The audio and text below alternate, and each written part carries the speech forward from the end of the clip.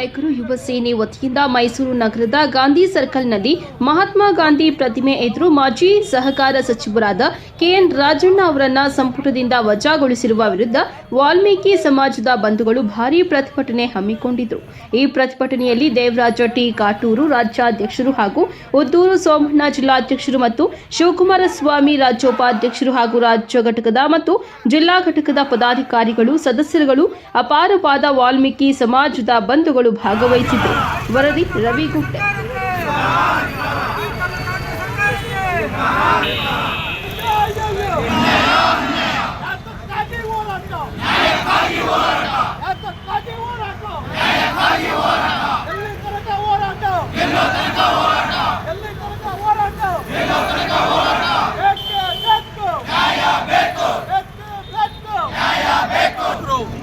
ಹಿಂದುಳಿದ ವರ್ಗಗಳ ಶೋಷಿತ ಸಮುದಾಯಗಳ ಎಸ್ಸಿ ಎಸ್ಟಿಗಳ ಗಟ್ಟಿ ಧ್ವನಿಯಾಗಿದ್ದಂತಹ ನಮ್ಮ ಕೆಎನ್ ರಾಜಣ್ಣನವರನ್ನು ಯಾವುದೇ ಒಂದು ನೋಟಿಸನ್ನು ನೀಡದೆ ಅದರ ಕಾರಣವನ್ನು ಕೇಳದೆ ರಾತ್ರೋರಾತ್ರಿ ಏನು ಕಾಂಗ್ರೆಸ್ ಹೈಕಮಾಂಡ್ ಅವರನ್ನು ಸಚಿವ ಸ್ಥಾನದಿಂದ ವಜಾ ಮಾಡಿರದೆ ಇದನ್ನ ನಾಯಕ ಸಮಾಜಕ್ಕೆ ಒಂದು ದೊಡ್ಡ ಅನ್ಯಾಯವನ್ನು ಇವತ್ತು ಮಾಡಿದೆ.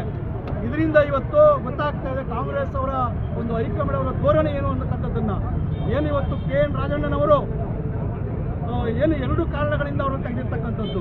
ಏನು ಇವತ್ತು ಈ ರಾಜ್ಯದಲ್ಲಿ ಪ್ರಬಲವಾಗಿರ್ತಕ್ಕಂಥ ನಾಯಕ ಸಮಾಜ ಇದುವರೆಗೂ ಈ ರಾಜ್ಯದಲ್ಲಿ ಮುಖ್ಯಮಂತ್ರಿಗಳ ಪಟ್ಟವನ್ನು ಅಲಂಕರಿಸಿಲ್ಲ.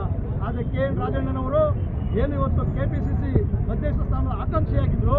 ಈ ಆಕಾಂಕ್ಷಿಯಾಗಿ ಏನು ಒಂದು ನನಗೆ KPCC ಅಧ್ಯಕ್ಷ ಸ್ಥಾನವನ್ನು ಕೊಟ್ಟರೆ ನಾನು ಈ ರಾಜ್ಯದಲ್ಲಿ ಮತ್ತೆ ಅಧಿಕಾರವನ್ನು ತರ್ತೇನೆ ಅಂತಕ್ಕಂಥ ಒಂದು ಮಾತುಗಳನ್ನು ಹಲವು ಮಾಧ್ಯಮಗಳ ಮುಖಾಂತರ ಹೇಳಿದರು. ಏನಾದರೂ ಒಂದು ವೇಳೆ ವಾಲ್ಮೀಕಿ ಸಮಾಜದ ಕೆಎನ್ ರಾಜಣ್ಣವರಿಗೆ KPCC ಅಧ್ಯಕ್ಷ ಸ್ಥಾನವನ್ನು ಕೊಟ್ಟರೆ ಮುಂದಿನ ದಿನಗಳಲ್ಲಿ ಇವರು ಮುಖ್ಯಮಂತ್ರಿ ಆಗ್ತದೆ. ವಾಲ್ಮೀಕಿ ಸಮಾಜಕ್ಕೆ ಅಧಿಕಾರ ಕೊಟ್ಟರೆ ಇವರು ದೊಡ್ಡ ಮಟ್ಟದಲ್ಲಿ ಅಧಿಕಾರವನ್ನು ನಡೆಸಿ ಜನಸಾಮಾನ್ಯರಿಗೆ ಹಲವಾರು ಅಭಿವೃದ್ಧಿ ಕಾರ್ಯಕ್ರಮಗಳನ್ನು ಕೊಡ್ತಾರೆ ಎನ್ನುವ ಒಂದು ಉದ್ದೇಶದಿಂದ, ಜೊತೆಗೆ ಸನ್ಮಾನ್ಯ ಸಿದ್ದರಾಮಯ್ಯ ಸಾಹೇಬರವರ ಪರಮಾಪ್ತರಾಗಿದ್ದರು.